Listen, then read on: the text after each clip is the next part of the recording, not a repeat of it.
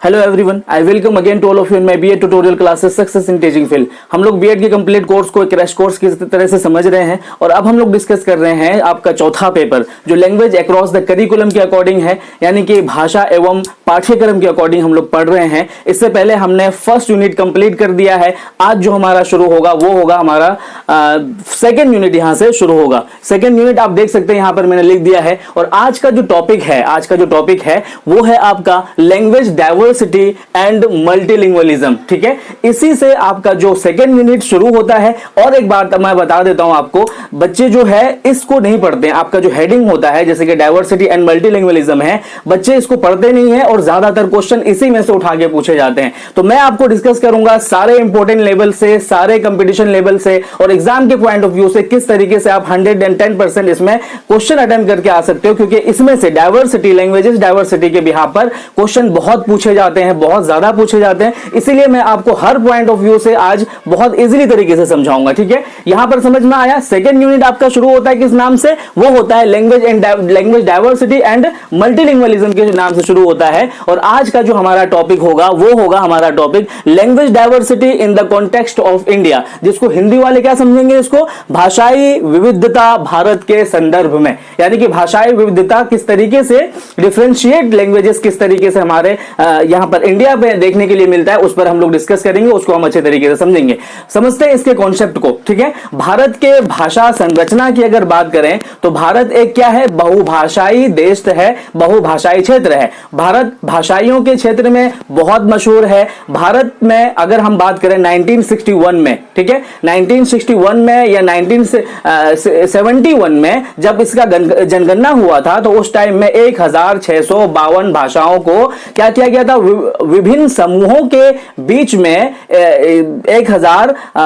1652 languages को देखा गया था कि उनकी मातृभाषाएं के तौर पर उसको नोट किया गया था। ठीक है, स्पष्ट किया गया था।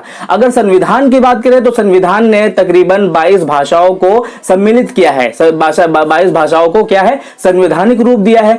उसके अलावा भी जो संवैधानिक रूप दिया गया है, उसके अलावा भी अगर हम बात करें 4 से 5 लाख लैंग्वेजेस हमारे यहाँ क्षेत्र में बोले जाते हैं, जिनको संवैधानिक दर्जा नहीं है, फिर भी उसको बोले जाते हैं, तो उसको भी विविधता में आप इंक्लूड किया जाएगा।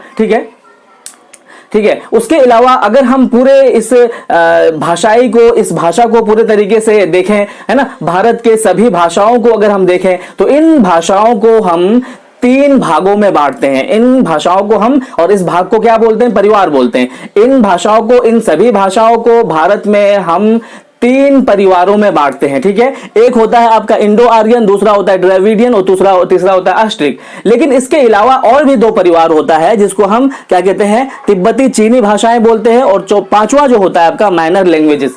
माइनर लैंग्वेज यानी छोटी छोटी भाषाएं। समझ में आया आपको? ये जो डाइवर्सिटी ऑफ लैंग्वेजेस है, इस डाइवर्सिटी ऑफ लैंग्वेजेस को हम कितने भागों में बांटते हैं? समझ में आया आपको कि ये जो डाइवर्सिटी ऑफ लैंग्वेजेस होते हैं इनको हम कितने भागों में? 3 भागों में मुख्य तौर पर बांटते हैं, लेकिन इनको 5 भागों में देखा जाता है। ठीक है, अब हम यहां पर समझते हैं एक एक भाग को, एक एक क्या कहते हैं, परिवार को हम डिस्कस करते हैं। पहला जो परिवार होता है इंडो आर्यन लैंग्वेज, जिसको इंडो आर्यन भाषा बोलते हैं। इसमें कितनी भाषाएं शामिल होती है? इसमें 12 भाषाएं शामिल होती है। ठीक है, इसको आप देख सकते हो, हिंदी, उर्दू, बंगाली, आसामी, उड़ीसा, सिंधी, मराठी, पंजाबी, गुजराती, है ना, राजस्थानी, है ना, उसके बाद बिहारी और हिमाली, ये सारे भाषा इसमें सम्मिलित होते हैं। अब हम एक एक को बोल देते हैं कहां कहां क्षेत्र होता है, कैसे, क्योंकि ये पूछ लिया जाता है आपके क्वेश्चन में, ये पूछा जाता है कि हिंदी लैंग्वेज के किन क्षेत्रों में बोली जाती है, इसकी स्क्रिप्ट क्या होता है, उन सारी चीजों को समझिए। देखिए, इंडो आर्यन जो होता है इसमें जो सबसे 12 भाषाएं इसमें शामिल है। सबसे पुरानी भाषा इसमें क्या है? संस्कृत है। और इसको क्या जो संस्कृत है, ये आर्यों के प्रभाव से ये लैंग्वेज यहां पर आई है। आर्यों के प्रभाव से इंडो आर्यन इसका नाम पड़ा है और उन्हीं के प्रभाव से इनकी उत्पत्ति हुई है।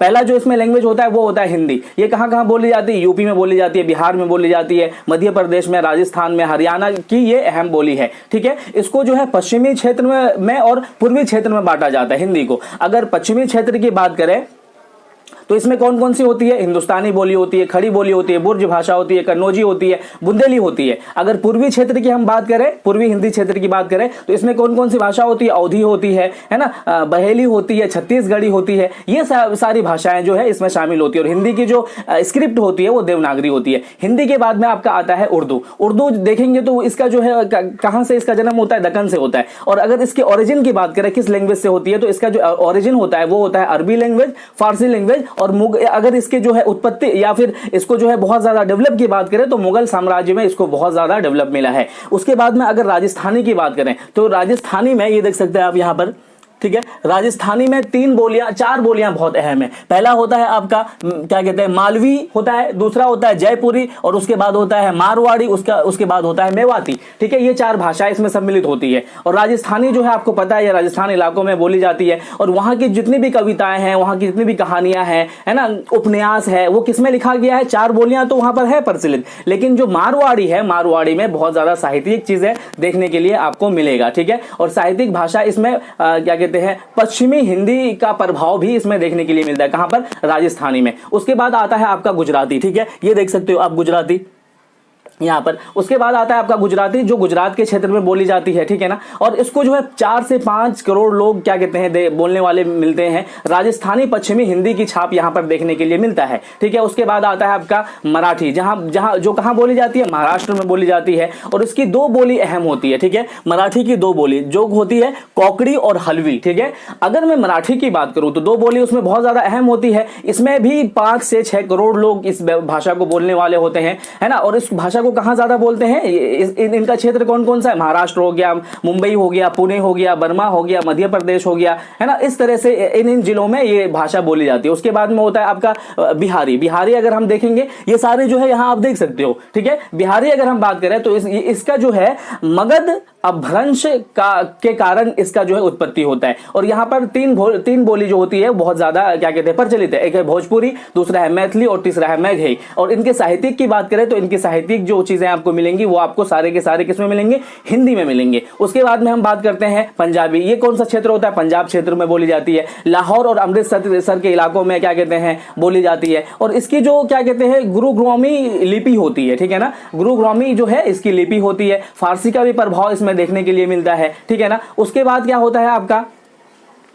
उसके बाद जो क्या कहते हैं, या ये जितनी भी चीजें हैं, जैसे बंगाली देख सकते हो आप, आसामी देख सकते हो, आसाम में बोली जाती है, उड़ीसा देख सकते हो, सिंधी देख सकते हो। ये सारे जो भाषाएं हैं, ये सारी भाषाएं किसमें आती है? आपके इंडो आर्यन में ये सारी भाषाएं इंक्लूड की जाती है। ठीक है ना, इंडो आर्यन में ये सारी भाषाएं आपको इंक्लूड की जाती है। उसके बाद में आप देखेंगे सिंधी पर किसका प्रभाव है? आपका फारसी का इसमें प्रभाव देखने के लिए मिलेगा, है ना। और ये कहां पर? कश्मीरी इलाके में, उधर क्या कहते हैं, उधर के क्षेत्र में देखने के लिए मिलेगा। ठीक है ना, उसके अलावा देखिए, पहला हो गया आपका इंडो आर्यन, आपका कंप्लीट हो गया। दूसरा जो इसका परिवार है, दूसरा परिवार है आपका द्रविडियन लैंग्वेज। द्रविडियन लैंग्वेज में 5 लैंग्वेजेस आती है, जिसमें देख सकते हो तेलुगु होता है, कन्नड़ होता है, तमिल होता है, मलयालम होता है और गोंडी होता है। ठीक है, द्रविड़ भाषाएं इसको बोलते हैं। अब इसमें समझिए इसमें क्या क्या चीजें होती है। अगर हम इंडो आर्यन की बात करें, ठीक है, तो संविधान ने इसमें 4 लैंग्वेजेस को, मैंने बताया आपको 4 लैंग्वेजेस को क्या किया है, इसको मान्यता प्राप्त दी है। इसमें तेलुगु आंध्र प्रदेश में बोली जाती है। ठीक है, 5 करोड़ से भी ज्यादा लोग बोलते हैं इसको। अगर हम इसके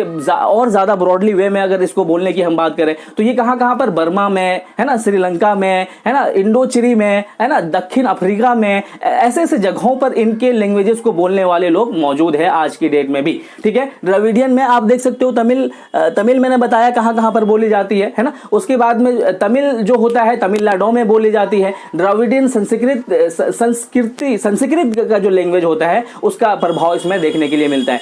मलयालम जो होता है वो कहां बोली जाती है? मलयालम आपको केरल में बोली जाती है। संस्कृत का प्रभाव इसमें देखने के लिए मिलता है। कन्नड़ जो होता है तमिलनाडु में, केरल में, कर्नाटक में, हैदराबाद में देखने के लिए मिलेगा आपको। और उसके बाद में जो तीसरा होता है आपका, ये मैंने आपको बता दिया, जो तीसरा होता है, तीसरा परिवार, वो होता है आपका ऑस्ट्रिक लैंग्वेज, जैसे कि ऑस्ट्रिक भाषाएं बोलते हैं। इसमें कौन कौन सी भाषाएं शामिल होती है? इसमें होती है मुंडारी, संथाली, खासी, हो, है ना, खड़िया, बिरहो, भूमिज, उसके बाद कोरवा है ना, कोरकू है ना, जुआंग, ये सब भाषाएं किसमें आष्ट्रिक भाषाओं में देखने के लिए मिलेगा। भारत के उत्तर यूरोप में जैसे कि खासी, ये सारे लैंग्वेजेस आपको देखने के लिए मिलेगा और ये सारे लैंग्वेजेस इसमें बोले जाते हैं। ठीक है, आष्ट्रिक आपको समझ में आ गया। ये जो तीन थे, ये जो तीन भाषाओं के परिवार थे, ये ज्यादा इंपॉर्टेंट है, ज्यादा महत्वपूर्ण है। ठीक है, उसके अलावा जो दो होते हैं वो होता है आपका तिब्बती चीनी भाषाएं। तिब्बती चीनी भाषाओं में कौन कौन सी आती है? मणिपुरी आती है, मेवाड़ी आती है, उसके बाद लेप्चा आता है, उसके बाद नगा भी एक लैंग्वेज इसमें बोली जाती है। ठीक है ना।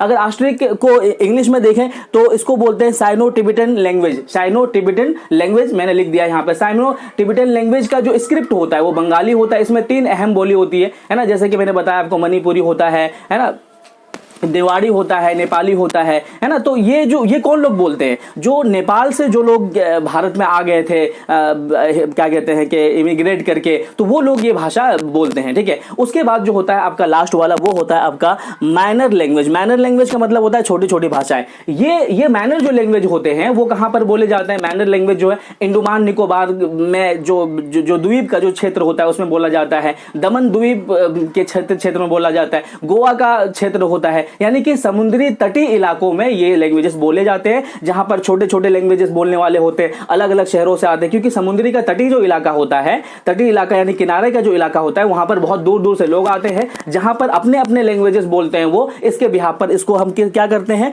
माइनर लैंग्वेज के बिहाफ पर इसको तोलते हैं। ठीक है, इसमें और भी इसी तरीके से चीजें इंक्लूड किया जा सकता है कि स्वतंत्र का पहला राज्य जो होता है 1953 में क्या कहते हैं, मध्य प्रदेश को, है ना, नहीं सॉरी, आंध्र प्रदेश को बनाया गया है ना। उसमें जो है 1956 क्या कहते हैं, 56 में क्या कहते हैं, हैदराबाद को इसमें इंक्लूड कर दिया। 56 में आंध्र प्रदेश का एक वो क्या कहते हैं कि ओरिजिन हुआ। तो ये सारी चीजें आप डाइवर्सिटी ऑफ लैंग्वेजेस के तौर पर देख सकते हो। तो डाइवर्सिटी ऑफ लैंग्वेजेस को इन्हीं 5 भागों में बांटा जाता है। इन्हीं 5 भागों को कहां पर किस किस तरीके से बोला जाता है, वो सारे इंपॉर्टेंट पॉइंट मैंने बता दिए हैं। किन क्षेत्र में कौन सी लैंग्वेजेस बोली जाती है, ये सारी चीजें पूछे जाते हैं आपके एग्जाम में। तो आपको कितना समझ में आया आप कमेंट सेक्शन में जरूर लिखें। किसी तरह की क्वेरीज हो तो जरूर पूछें। Thank you so much video देखने के लिए।